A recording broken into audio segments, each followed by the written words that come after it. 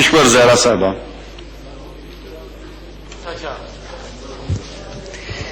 شکریہ deputy speaker صاحب. میں بجٹ کے مضمرات سے پہلے دو عوامی مطالبے آپ کے سامنے رکھنا چاہتی ہوں کہ کل اوگرا کی ایک میٹنگ ہونے والی ہے.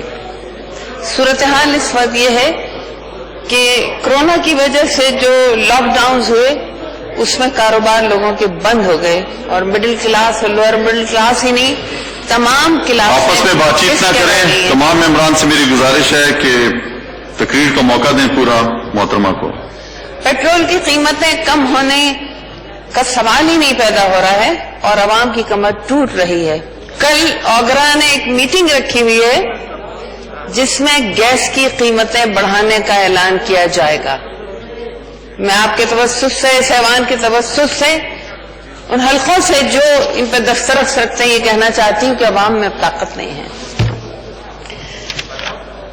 دوسرا ایک مطالبہ یہ ہے کہ میری صنف کی 52% آبادی اس ملک میں آباد ہے اور اسی میں ایک بہت بڑی تعداد ان کی ہے جو وہ خواتین جو امپورٹ ایکسپورٹ سے بھی وابستہ ہیں, بوتیک کا کام بھی کرتی ہیں, پارلر کا کام بھی کرتی ہیں. وہ اس لاک ڈاؤن کے سبب سب کچھ بند ہونے کے بعد دیوالیے پن کے شکار ہو گئی ہیں. تو میں مطالبہ کرتی ہوں خواتین کے لیے خصوصی طور پر کسی پیکج کا اعلان کیا جائے. اب میں اپنی گفتگو کا آغاز بجٹ کے مضمرات کے بجائے ایک لفظ مفاہمت سے شروع کرتی ہوں. مفاہمت سے آپ سمجھ لیجئے کہ نیشنل اکانومک کنسنسس بات کرنا چاہتی ہوں. جو بجٹ پیش کیا گیا ہے اس کے حوالے سے اتنا کہنا چاہوں گی کہ کرونا کے سبب پوری دنیا میں ایک تباہی پھیل گئی اور جبکہ ہم ایک مقروض ملک تھے. اس میں یقیناً قابل تحسین بجٹ پیش نہیں کیا جا سکتا تھا. جو بجٹ پیش کیا گیا اس کو بہتر بجٹ کہہ سکتے ہیں. جیسا کہ میں نے کہا کہ میرا عنوان مفاہمت ہے. اس لفظ کا سہارا لے کے میں گزارش کروں گی حکومت اور اپوزیشن سے بھی کہ جس دلدل میں ملک پھنسا ہوا ہے ہمیں اپنی توانائیاں مل کے اس ملک کو نکالنا ہوگا. لیکن بہت دکھ کی بات ہے کہ اسمبلی میں جو ماحول میں دیکھ رہی ہوں کہ ایک جانب سے دوسری جانب بیٹھے ہوئے لوگوں کے اوپر بہتان تراشی ہوتی ہے تو دوسری جانب سے بھی اس سے زیادہ تیز و تند جملے استعمال کیے جاتے ہیں. افسوس کی بات ہے کہ ایک جانب سے مراد علی شاہ کے نام کے ساتھ نامراد لگا دیا جاتا ہے تو اس طرف سے بھی ایف بی آر کے سابق چیئرمین شبیر زیدی جو ایک شریف النفس انسان ہے انہیں گبر کہہ کے مخاطب کیا جاتا ہے. اس کارروائی کو اسفنج کیا جائے تاکہ ایسے لوگوں کی بےخبری کی جا سکے اور ان کے لیے ایک سبق ہو. اور میں یہ بتانا بھی چاہتی ہوں کہ کورونا نے بہت کچھ لیا لیکن بہت کچھ شاید دے بھی رہا ہے. ہمیں سوچنا چاہیے, سمجھنا چاہیے. مائنڈ سائنس کی رپورٹ کہتی ہے کہ 1 منٹ کا غصہ مثبت توانائی کو یکدم اس کی گراف کو نیچے گرا دیتا ہے اور چند منٹ کی مثبت گفتگو امیون سسٹم کے گراف کو 24 گھنٹے کے لیے اسٹرانگ کر دیتی ہے. میں اس بات کو بھی جانتی ہوں کہ اسمبلی میں جو آمنے سامنے گفتگو ہو رہی ہوتی ہے اسی طرح کی گفتگو ٹی وی کے پروگراموں میں اینکرز کے پروگراموں بھی ہو رہی ہوتی ہے اور یہاں سے لگتا ایسا ہے کہ اس گفتگو کے بعد نکلنے والے شاید ایک دوسرے کی گربان پھاڑ دیں گے. اینکرز کے پروگراموں میں یہی ہوتا ہے کہ ایسا لگتا ہے کہ ٹی وی کا کیمرہ بند ہوتے ہی خدا معلوم کیا ہوگا, لیکن ایسا ہوتا نہیں ہے. آپس میں ہاتھ بھی ملا رہے ہوتے ہیں, مسکرا بھی رہے ہوتے ہیں, گلے بھی مل رہے ہوتے ہیں. ہاں اس طرح سے ہم عوام کو ضرور تقسیم کر رہے ہوتے ہیں. اسی لیے میں نے لفظ مفاہمت استعمال کیا اور یہ ایک نسخہ کیمیا ہے جسے میں نیشنل اکانومک مفاہمت کا نام دے رہی ہوں, جو ہمیں صرف اس اسمبلی میں نہیں صوبوں میں بھی اس کا اطلاق کرنا ہوگا. مخاصمت کے اس ماحول کو ختم کر کے مفاہمت کا راستہ اختیار کرنا پڑے گا، ورنہ ہم اس دلدل سے کبھی نہیں نکل سکیں گے. اگر ہم نے حالات کو نہ سمجھا اور ہر صوبے میں ان چند شر پسند عناصر پہ نظر نہ رکھی اور ایک دوسرے سے دست و گرام بائے رہے تو اس کے نقصانات بہت ہوں گے. ہمیں غدار اور حقدار میں تمیز کرنی ہوگی.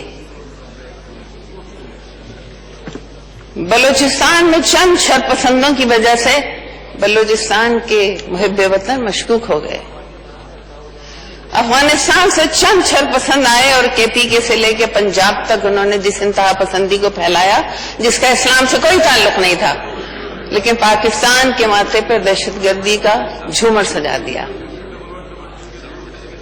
ان پہ نظر رکھنے کے لیے، ان منفی طاقتوں سے نمٹنے کے لیے ہم مثبت طاقتوں کو یکجا ہونا پڑے گا.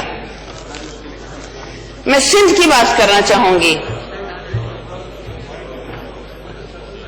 بڑی دیر ہو گئی ورنہ بلاول صاحب بھی یہاں پہ موجود تھے، اور ویسے بھی لیکن اس اسمبلی میں لوگ موجود ہیں ایسے جو تدبر سے سوچتے ہیں اور صحیح فیصلے بھی کرتے ہیں. میں ان سے گزارش کروں گی کہ موجودہ صورتحال میں آپ ہم سے نفرت کرنے کے بجائے، ہمیں پولیس سے کچلوانے کے بجائے ان طاقتوں پر نظر رکھیے جو وہاں سر اٹھا رہی ہیں. یہ میرے سامنے ثبوت موجود ہے کہ کراچی میں جو کریکر سے حملے کیے گئے رینجرز کے اوپر وہ کون لوگ ہیں. ان کی بےخطنی کیجیے بجائے ہماری بےخطنی کرنے کے. ہمیں بجٹ سے کچلنے کے بجائے ان چیزوں کے اوپر نظر کیجیے جو کہ اس صوبے کو نقصان پہنچانے جا رہی ہیں. ہمارے اوپر اعتبار کیجیے. ہمارے اوپر بھی الزامات لگ رہے ہیں. ہمیں ہندوستان کا ایجنٹ بھی کہا جاتا ہے، لیکن آپ کو حقدار اور گنہگار میں فرق کرنا پڑے گا.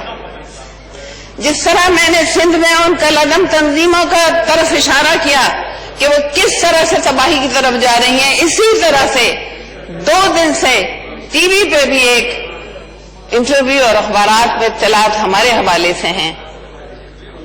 لیکن میں آپ کو بتا دوں، میں یہ کہنا چاہوں گی اسپیکر صاحب کہ کسی ایک فرد یا ایک گروہ کی غلطی سے پوری قوم نہ گنہگار ہوتی ہے نہ چور ہوتی ہے. ہمیں اس میں تفریق کرنی ہوگی. اگر ایسے لوگ پاکستان کے کسی بھی صوبے میں موجود ہیں، ہمارے درمیان بھی موجود ہیں، تو ہم ان کی سزا کے لیے آپ سے پہلے اس سے آگے کھڑے ہوئے ہوں گے. لیکن ان مثبت قوتوں کو ایک اور ایک 2 نہیں بلکہ 1 اور 11 بن کے ان کو کچلنا ہوگا. اس لیے میں گزارش کروں گی کہ مفاہمت جس کے اوپر میں نے بات کی ہے اس کو اپوزیشن کو بھی اپنی توانائیاں مفاہمت کے ساتھ استعمال کرنی ہوں گی. ممبران سے گزارش ہے کہ جس نے بھی کچہری کرنی ہے وہ گیلریز میں چلا جائے. یہاں پر بیٹھ کے ایک دوسرے سے کچہری والا ماحول کوئی ادھر کھڑا ہے کوئی ادھر کھڑا ہے باتیں کر رہا ہے، تو یہ کوئی ایک ڈسپلن ہونا چاہیے یہاں پہ. جو اللہ اکبر اللہ اکبر. زہرا صاحبہ، میں گزارش کروں گی کہ حکومت کو اپنے گولز پورے کرنے کے لیے اپوزیشن کی بات سننی پڑے گی. اسی ماحول کو بہتر کرنے کے لیے جس نسخہ کیمیا کا ذکر کر رہی ہوں میں مفاہمت کا، کل بھی میں نے میری معزز کلیگ شری بھائی جب گفتگو کر رہی تھی اپنا وقت پورا ہونے کے بعد بھی وہ کچھ کہنا چاہتی تھی، میں نے آپ سے درخواست کی تھی کہ میں بے شک حکومت کی بینچ پہ بیٹھی ہوں لیکن میرا وقت دے دیجیے اور ان کی بات سنیے. اس لیے ضروری اور حکومت سے اپوزیشن کو بھی مخالفت برائے مخالفت کرنے کے بعد بجائے اس وقت اس دلدل سے نکالنے کے لیے بڑا سنجیدہ رویہ اختیار کرنا ہوگا. اور اگر ہم اس اسمبلی میں اسی طرح لڑتے جھگڑتے رہے تو ہم عوام کو کیا دے رہے ہیں، ہم نکل بھی نہیں سکیں گے. اور دوسری بات میں سندھ کے سینئر ذمہ داران کو مخاطب کر کے کہہ رہی تھی کہ آپ بجائے اس کے کہ ہم پہ بے اعتباری کریں، ہمارے پولیس کو ہمارے پیچھے لگائیں، ان دشمنوں پر نظر رکھیے. ہم آپ کے دشمن نہیں ہیں. میں جس اسمبلی میں کھڑی ہوں اور آپ بھی بیٹھے ہوئے ہیں، اللہ کے ناموں کے نیچے میں قسم کھا کے کہتی ہوں کہ میرے آباء بڑی قربانیاں دے کر یہاں پر آئے ہیں. میرے اپنے خاندان کے 90 لوگ شہید ہوئے، جس میں 2 عورتیں بھی شہید ہوئی تھیں. ہمارا یہاں سے کہیں جانے کا نہ سوال پیدا ہوتا ہے، نہ بحر عرب میں ڈوبنے کا کوئی سوچ سکتا ہے، نہ ہم یہاں سے اپنی میتیں لے جا کے کہیں دفن کرنا چاہتے ہیں. ہم یہیں مریں گے اور یہیں جئیں گے. ہمیں قبول کیجئے. اگر ہم اپنے آپ کو سن آف دا سوئل کہتے ہیں تو اس کو قبول کیجئے. امریکہ جس کی سارا زمانہ پیروی کر رہا ہے، وہاں بچہ جب پیدا ہوتا ہے اس کو وہیں کی نیشنلٹی دے دی جاتی ہے. آج ہمیں 70 سال بعد بھی تسلیم نہیں کیا جا رہا. میں پھر اپنے اس عنوان پہ آؤں گی، اس مخاصمت کو ختم کیجئے، مفاہمت کی طرف آئیے. اگر ہم غدار ہوتے یا بھاگنے والے ہوتے تو ہم نے 92 کا آپریشن بھی سہا ہے. ہم نے نصر اللہ بابر کا ماورا عدالت قتال بھی دیکھا ہے. ہم نے پکا کلا میں قبریں بنائی ہیں. کراچی کے قبرستان بھرے ہوئے ہیں. یہ مرگلہ کی پہاڑیوں میں اجتماعی قبریں ہمارے شہداء کی موجود ہیں. لیکن ہم بھاگے نہیں، حق مانگتے ہیں، حق مانگتے رہیں گے. ہاں، اگر ہماری صفوں میں آپ کو ایسے لوگ نظر آتے ہیں جیسے کہ میڈیا کہہ رہا ہے یا کچھ لندن سے آنے والے انٹرویوز کہہ رہے ہیں، ہمیں نہیں معلوم کتنی سچائی ہے، کتنا جھوٹ ہے. لیکن یہ ہمارا بھی مطالبہ ہے کہ تحقیق کیجئے. وہاں بیٹھے ہوں، یہاں بیٹھے ہوں، اگر کوئی طاقتیں، کوئی شر پسند عناصر اس ملک کے خلاف ہیں تو ان کو قرار واقعی سزا دینے کے لیے سب سے پہلی آواز ہماری ہوگی.